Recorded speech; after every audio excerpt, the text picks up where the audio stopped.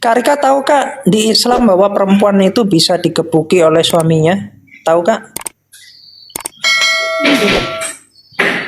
Nggak tahu. Oke.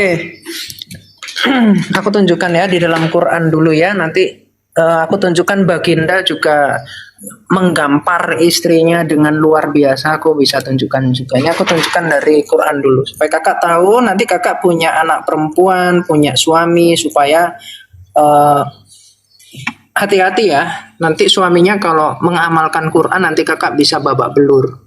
Termasuk nanti kalau kakak udah babak belur minta cerai, nanti maharnya diambil lagi kan, itu hak suami ya.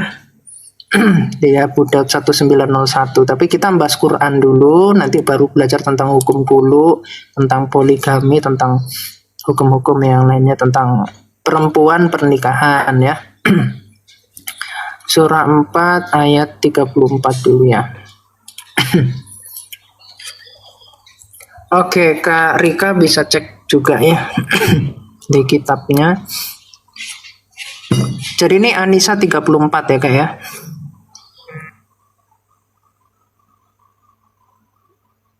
Ya. Di sini dikatakan gini Kak Rika. Laki-laki atau suami itu pelindung bagi perempuan yaitu istri.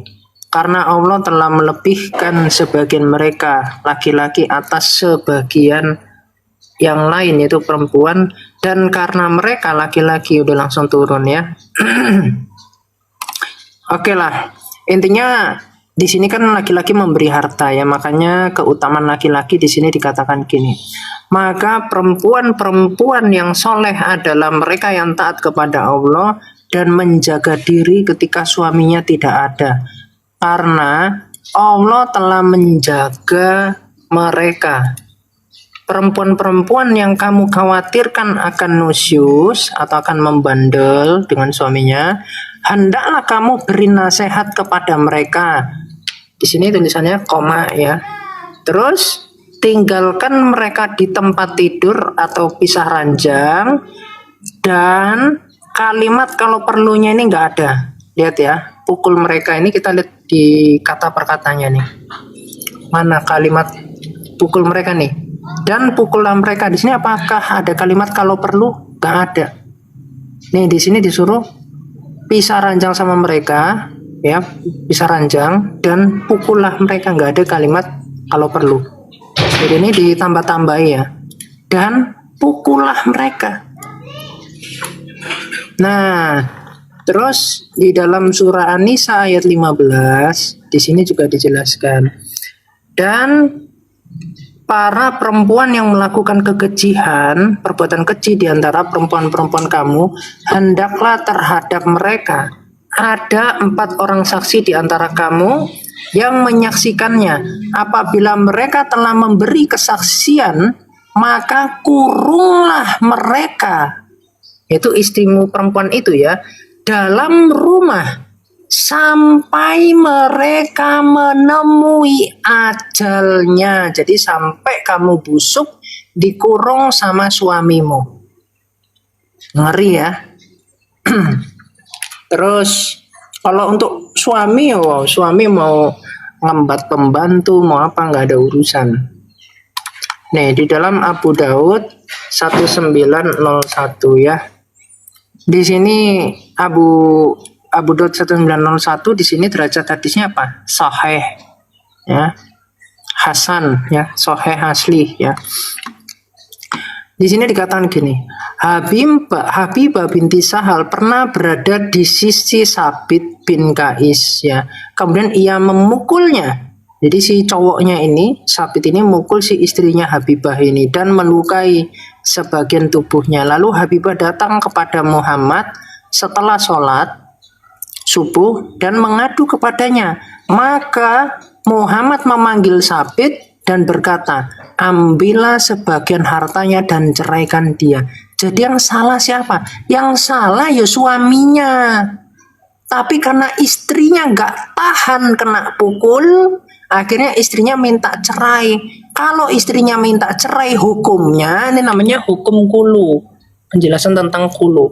Hukumnya kalau istri nggak tahan kena pukul sampai minta cerai, hukumnya hartanya diambil, nggak cukup itu Sabit juga tanya, aku tapi udah ngasih mahar 2 kebun. Lalu Muhammad mengatakan, ambillah keduanya dan ceraikan dia. Luar biasa, hartanya diambil, maharnya diambil, cuman sisa kenangan diopok-opok sama suami, plus bekas-bekas dihantam, dijotos oleh suami. Jadi perempuan-perempuan Islam, saran saya kalian harus belajar tahan pukulan dulu sebelum nikah dengan perempuan Islam. Supaya ketika nikah, kalian digampar, kalian ditonjok oleh suami kalian, kalian didorong sampai nyungsep, kalian nggak sampai minta cerai duluan. Ya, kalau kalian kurang ajar, kalian bisa dikurung. Jadi kalian harus bisa jadi samsak, belajar jadi samsak dulu. Nanti kalau udah hebat jadi samsak baru nikah sama laki-laki Islam. Biar nanti suamimu yang minta cerai, bukan kamu. Karena suamimu cerai kenapa? Minta cerai. Karena istri saya terlalu kuat menahan pukulan saya. Gitu. Ya, silakan jadi perempuan Islam. Biar seperti kata Muhammad. Yang lagi viral ya, Dek ya. Yang digebukin itu ya. Istrinya itu ya. Makanya Muhammad sendiri mengatakan bahwa perempuan ini setara dengan anjing ya. Jadi gini, ini hadisnya lagi-lagi sahih ya. Mohon maaf nih, saya cuma kasih yang sahih-sahih terus. Tapi kalau tanya sama Ustadz Zuma, tanya sama Ustadz Kores ya, sama Ustadz-Ustadz yang lain ya, nanti dikasih yang doif. Tapi kalau di sini mohon maaf ya, dikasih yang sahih terus. Mohon maaf nih ya. Nanti kalau minta yang doif, minta sama Ustadz sana, Ustadz saya mau tanya ini gitu. Nanti dikasih dalilnya yang doif. Cek aja kalau nggak percaya. Ya, di sini Muhammad nih bersabda nih, langsung penjahatnya langsung yang dikasih aksi ya. Jika seorang laki-laki sholat sedang di depannya tidak ada pelana atau sekerup yang dipasang di atas hewan tunggangan, maka sholat akan rusak dengan melintasinya. Siapa aja? Anjing, terus anjing setara sama siapa? Wanita setara sama siapa? Sama keledai. Luar biasa ya. 3 binatang yang membatalkan sholat ya. Oke gitu. Lah orang kakaknya juga udah kabur kok. Kak Nuriani nih.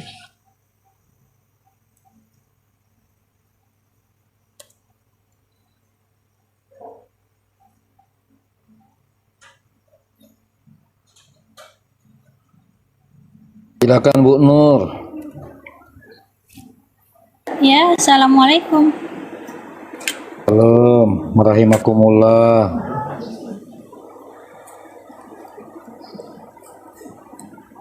Yang mau ditanyakan? Mau tanya apa? Masih Islam kan? Islam lah.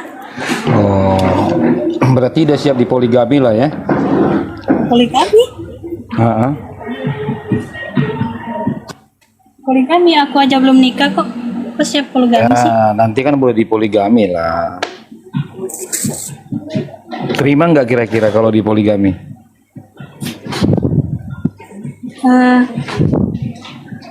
Nggak tahu. Waduh, umurnya udah berapa ini umurnya? Ya nih. 22. Oh, masih 22. Jadi belum tahu kalau Islam itu boleh dipoligami gitu wanitanya. Tahu sih. Cuman memang ada ya cowok mau poligami kayak gitu. Ada cowok yang mau, ya itu kan Ustadz banyak tuh poligami itu, yang muda-muda pakai cadar gitu. Kamu mau nggak digituin? Enggak lah. Berarti kamu nggak layak di Islam dong. Kok nggak layak sih? Loh, kalau kamu misal punya suami mau dipoligami kan, dia suami kamu cari poligami istri baru, atau ada laki-laki ya Ustadz mau poligami kamu nggak mau, ya kamu nggak cium bau surga dong nanti. Bahaya tuh.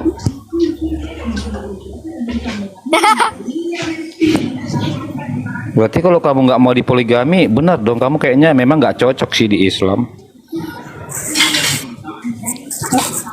Aneh. Ya memang ajaran Nabi kita baginda begitu. Mau gimana lagi? Ya itu kan Nabi, bukan aku. Oh, berarti ajaran Nabi tinggalkan ya. Oke, dilanjut Pak Ki. Iya, Kak Nur. Nanti kalau udah punya calon suami, sebelum nikah nanti disuruh ikut kelas poligami dulu. Ini soalnya pembicaranya ini, kelas poligami ini nih. Ada kelas poligami. Ya, berilmu dan beramal nih, lihat, berilmu dan beramal. Ini pembicaranya siapa? Kiai Haji Hafidin SAG, praktisi 4 istri. Udah kayak dukun aja ya, praktisi ya. Ustadz Andi, praktisi 3 istri. Vicky Abu Syamil, praktisi 4 istri. Ini ada coachnya juga nih, praktisi 3 istri. Luar biasa nih. Lihat foto-fotonya mereka ini, suami senyum dengan 3 istri. Ini pada jadi kura-kura ninja semua nih, warna hitam semua nih. Ini di sini istrinya diumpeti ada 3 istri dan seterusnya nih. Ada contohnya nih 2020. Ada banyak Kak. Mau yang ini juga bisa nih. Nih. Webinar poligami 14 Februari ya di Zoom. Nih lihat materi-materinya Kak.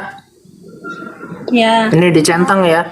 Rahasia mendidik istri menerima poligami. Nah, jadi nanti supaya suami kakak itu punya ilmu untuk mendidik istri menerima poligami, karena kakak di surga nanti dipoligami Kak dengan 72 bidadari berdada montok. Ya. Itu. Terus menjadi magnet wanita soleh. Jadi kalau suami kakak udah nikah sama kakak, nanti masih jadi magnet untuk 3 wanita lainnya. Karena di dalam surah 4 ayat 3, suami-suami itu maksimal itu 4 istri. Kalau Muhammad kan bisa 11, bisa 13, bisa 20, bisa tanpa batas kalau Muhammad. Nah, kalau suami kakak nanti tetap akan menjadi magnet bagi wanita-wanita soleh. Jadi jangan mimpi cuman kamu satu-satunya wanita soleh. Nggak ada tuh. Nggak ada teori itu. Suamimu tetap jadi magnet bagi perempuan-perempuan lain. Ya, istri bahagia dengan suami poligami. Terus sikap dan mental wajib suami poligami. Ini. Kalau suami Ini. Enggak, aku mau nanya, kalau suami poligami apakah istri bisa nikah lagi gitu? Kalau itu nggak boleh, perempuan nggak boleh nikah lagi. Itu nggak Kenapa boleh. suami boleh, kenapa istri nggak boleh? Nah, ini saya kasih contoh deh. Saya kasih contoh. Ini ya, saya kasih contoh. Nih.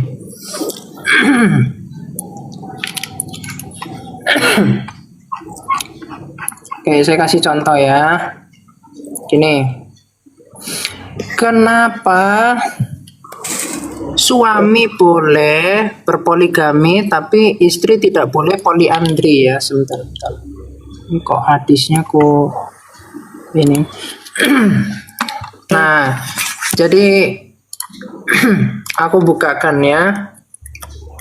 Di dalam hadisnya Sunan Tirmizi 2538. Jadi Muhammad mengatakan, kenapa hanya suami yang boleh berpoligami? Karena otaknya perempuan itu setengah, kata Muhammad. Nih ya, lihat. Iya, Muhammad mengatakan otak perempuan setengah. Nih. Jadi cuman orang cerdas doang yang boleh berpoligami, yaitu suami, yaitu laki-laki yang otaknya nggak setengah. Nih, Muhammad berkhotbah di hadapan para sahabat.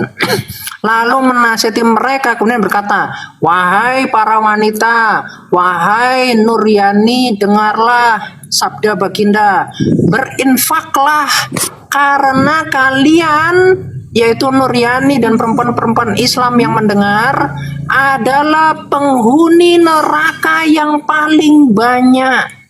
Maka salah seorang wanita bertanya, ini agak noise ya. Maka salah seorang wanita bertanya, kenapa demikian wahai Rasulullah? Beliau menjawab, karena kalian banyak melaknat, yaitu mengingkari nikmat suami. Misalkan suami minta sodomi, sedangkan surah 2 ayat 223 diperbolehkan sodomi, tapi istrinya menolak. Nah ini akan masuk neraka. Termasuk suami mau poligami dilarang, itu banyak menolak, itu melaknat itu namanya. Nah, lalu beliau bersabda, dan aku tidak melihat dari orang-orang yang sedikit akalnya dan agamanya lebih banyak perempuan-perempuan yang memiliki hati dan pikiran daripada kalian. Salah seorang wanita bertanya, apa kekurangan agama dan akal wanita? Ditanya. Ya, kekurangan agama dan akal wanita. Muhammad menjawab gini, ini dengan analogi ya. Persaksian 2 orang wanita dari kalian adalah sama dengan persaksian seorang laki-laki. Jadi otaknya perempuan itu dua otak perempuan sama dengan 1 otak laki-laki.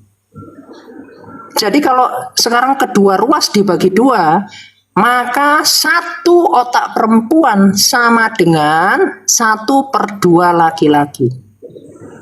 Jadi artinya apa? Perempuan ini dibandingkan laki-laki otaknya setengah.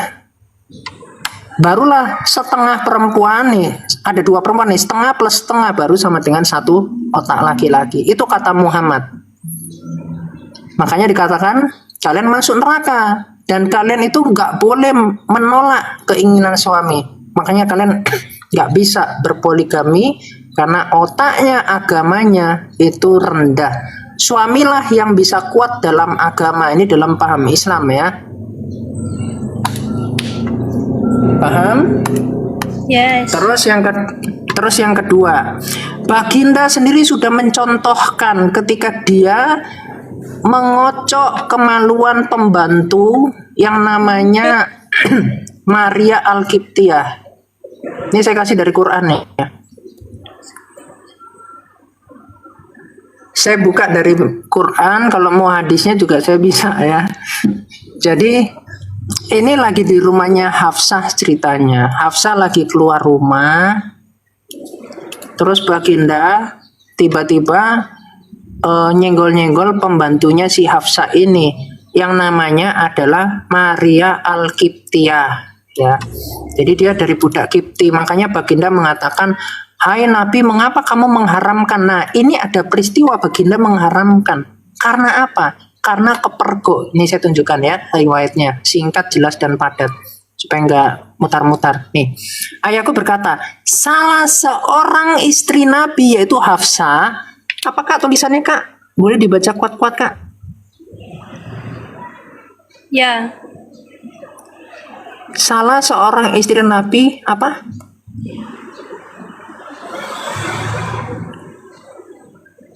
Halo? Ya udah terus sih. Halo? Halo, tulisannya apa Kak? Ini?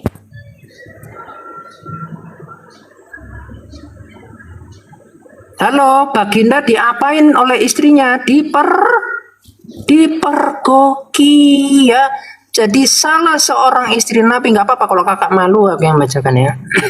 Salah seorang istri Nabi memergoki, misalnya ini, Nuryani memergoki suaminya ya bersama budak wanitanya di rumah sang istri tersebut ya. Baginda lagi asik ngocok si perempuan ini ya, lagi ditusuk-tusuk. Nah lalu istrinya ngomong gini, kaget istrinya waktu buka kamar, astagfirullah, wahai Rasulullah, bagaimana mungkin ini bisa terjadi, padahal aku wanita yang paling lemah di antara para istrimu. Jadi kamu kan perempuan, kamu merasa lemah kan? Sama, istri Baginda juga lemah, tapi Baginda nggak peduli. Dia mau mencolok-colok pembantu kek, dia mau colok perempuan yang nggak dinikahi kek, bebas. Laki-laki itu bebas Nuryani di Islam, nggak punya aturan. Jadi laki-laki itu enggak jadi laki-laki itu bebas ya, mau cocok tanam sama siapa aja gitu. Nggak ada Ini larangan Baginda gitu, sendiri kan contohnya. Baginda contohnya, nanti saya tunjukkan lagi lebih jelas kalau kamu masih belum percaya ya. Rasulullah SAW lalu bersabda pada istrinya, apa sabdanya? Nuryani, diamlah, jangan beritahukan ini kepada siapapun. Nah, ini. Dia haram bagiku bila aku mendekatinya lagi setelah ini. Makanya ketika Baginda mengharamkan perempuan itu, bisa dicolok-colok si pembantu itu, si budak itu, akhirnya Allah menurunkan ayat. Kenapa Muhammad kamu mengharamkan nih? Hai Nabi, mengapa kamu mengharamkan apa yang Allah halalkan untuk kamu colok-colok pembantumu sendiri? Gak ada istrimu juga gak apa-apa, di kasur istrimu juga gak apa-apa, berkeringat dengan pembantu. Jadi posisi si pembantunya ini di atas Kak, di atasnya Muhammad, Muhammad tiduran di bawah sampai badannya sampai ngecap. Itu di dalam hadits. Jadi kalau kakak nanti pulang rumah tiba-tiba lihat suami kakak itu lagi bercocok tanam dengan pacar SMA-nya mungkin atau mantan, atau ketemu perempuan di depan terus diajak masuk ke rumah, jangan kaget ya, karena Baginda sudah memberi contoh terlebih dahulu, teladan yang sempurna. Nih baca Quran, jangan lupa ya sama Al-Quran ya. Saya di sini berdarah Arab ya. Saya makanya sering dipanggil Habib, ludah saya dibikin rebutan-rebutan. Jadi kalau saya kasih dalil, jadilah Islam yang benar ya. Surah Al-Ahzab ayat 21 ya. Nih. Al-Ahzab 21. Ini lihat Al-Ahzab 21. Di sini dikatakan apa? Sungguh telah ada pada diri Rasulullah yang suka colok-colok pembantu tadi, itu suri tauladan yang baik bagimu, sehingga laki-laki halal ya untuk menteladani dengan sempurna, yaitu bagi orang-orang yang mengharap rahmat Allah dan kedatangan hari kiamat, yang banyak mengingat Allah. Gitu. Paham ya? Ya.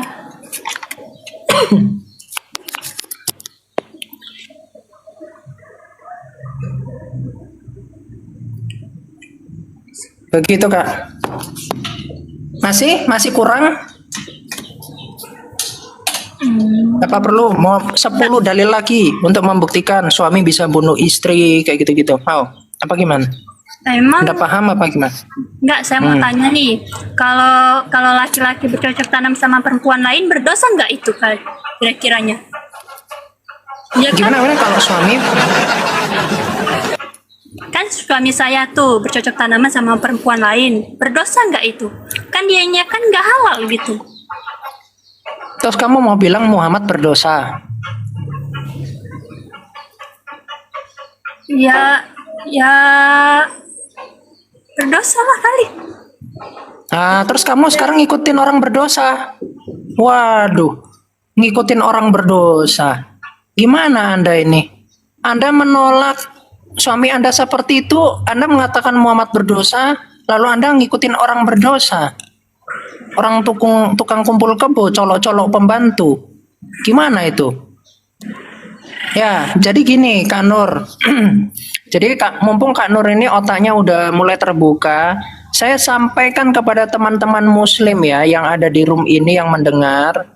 Jadi selama kalian otaknya waras, kalian akan paham. Ternyata kalian itu selama ini ditipu oleh ulama-ulama, oleh ustadz-ustadz. Dan faktanya Muhammad adalah seorang penjahat. Ngapain ngikutin penjahat, omongannya diikuti. Akhirnya apa? Disesatkan. Suami kalian bisa enak-enaknya colok-colok perempuan sana, perempuan sini karena meniru Muhammad, teladan yang sempurna. Hati-hati ya Kak Nur ya. Nanti kakak dipukul sama suami kakak karena mereka menteladani Muhammad. Sampai kakak minta cerai, nanti maharnya diambil. Kakak cuman dicolok-colok doang gratisan, habis itu nggak punya mahar, nggak punya apa-apa. Harta pun diambil sama suami. Abu Daud 1901 itu namanya hukum kulu. Kakak harus belajar banyak nih terkait hukum. Kalau aku sih, kalau dia mau ngambil hartanya ya udah ambil aja.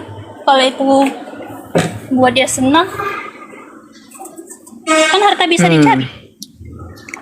Iya, jadi maharnya kakak diambil. Ya Maka udah, diambil, ambil kalau aja. begitu, Kan bisa cari sendiri. oke, kalau gitu silakan ya laki-laki muslim yang ada di bawah silakan chat Kak Nuriani, lumayan nih. Kalian bisa nikah terus nanti kalian pukul sampai Kak Yaninnya ampun-ampun sampai minta cerai, nanti kalian bisa ngambil mahar kalian lagi. Enak kok, Enggak, aku mau nanya. gratis. Enggak, aku mau nanya. Kenapa laki-laki kok Colok, tiba-tiba colok. mau mukul sih? Emang salah aku apa gitu? Salahnya itu bisa gini, misalkan Kak Yani nolak untuk disodomi karena di Quran kan diperbolehkan menyodomi istri. Kakak mau disodomi? Apa tuh sodom? Sodomi itu digauli di pantat. Mau?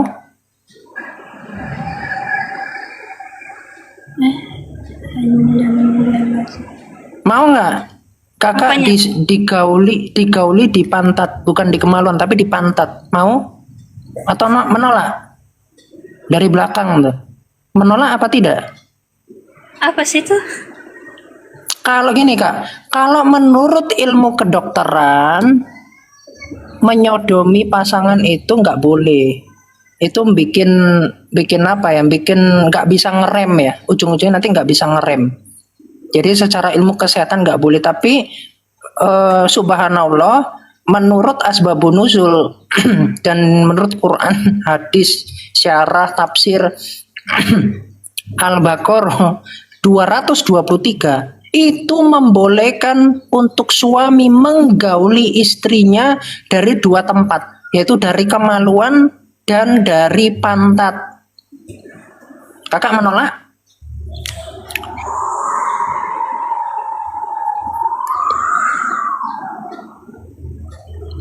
Kakak menolak suaminya kalau minta seperti itu?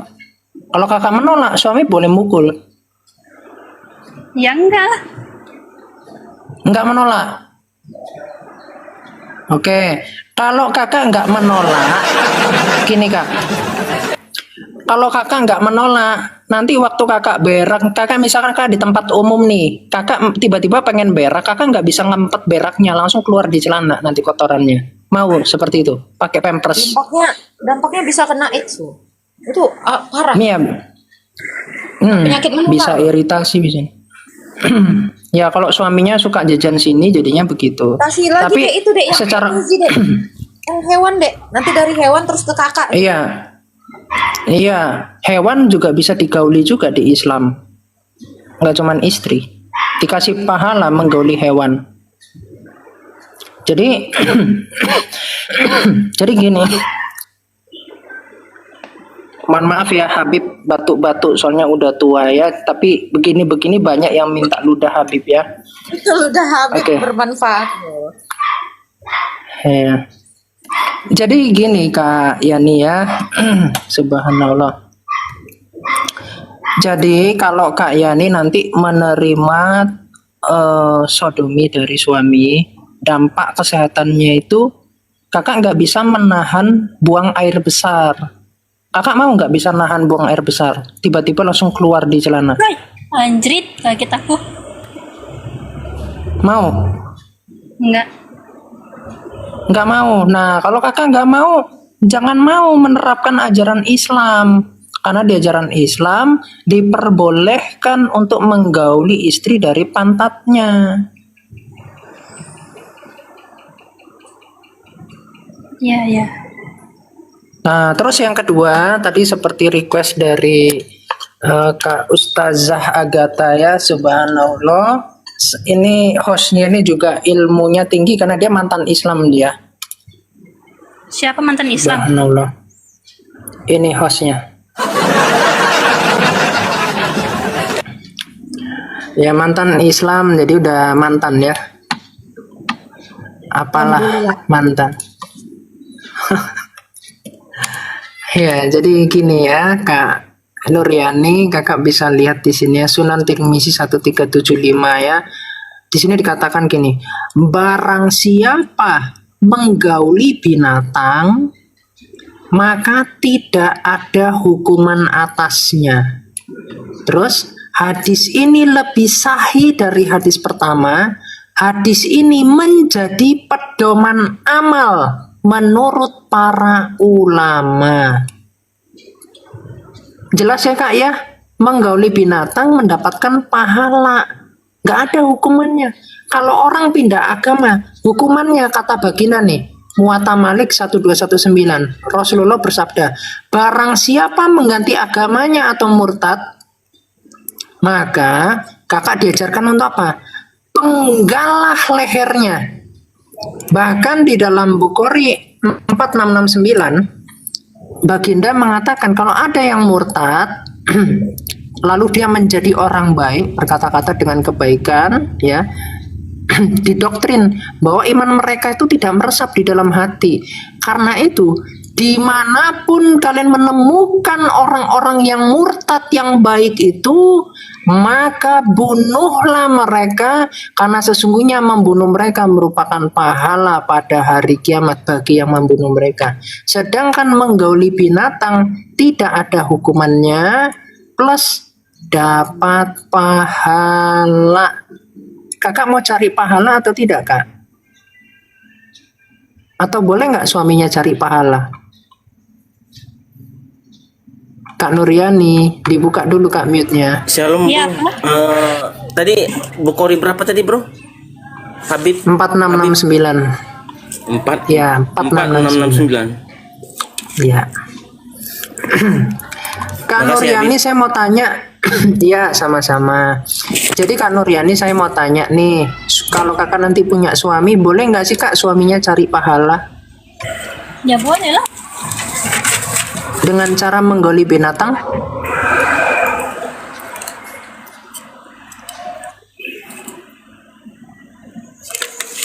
Hah? Boleh cari pahala dengan menggauli binatang? Apa mau nggak taat lagi? Kalau nggak taat dipukul lagi sama suaminya. Ya, ya. Kalau gitu Boleh suaminya menggauli binatang. Jadi gini, habis menggauli binatang terus menggauli kakak, gimana? Atau nanti di sebelah kakak ada binatang juga, misalkan ada kambing gitu. Di sebelah kakak ada kambing, ada kakak, kambingnya digauli terus habis tancap kambing, tancap lagi ke kakak. Mau kayak gitu? Atau saya kasih contoh berita, kalau barangkali perlu ya. Nih beritanya. Nih Kak, ini Pak ya. Nih ya. Geger pria Gresik.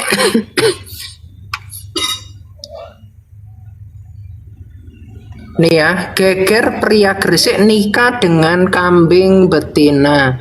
Ternyata ketua apa nih yang datang nih kira-kira?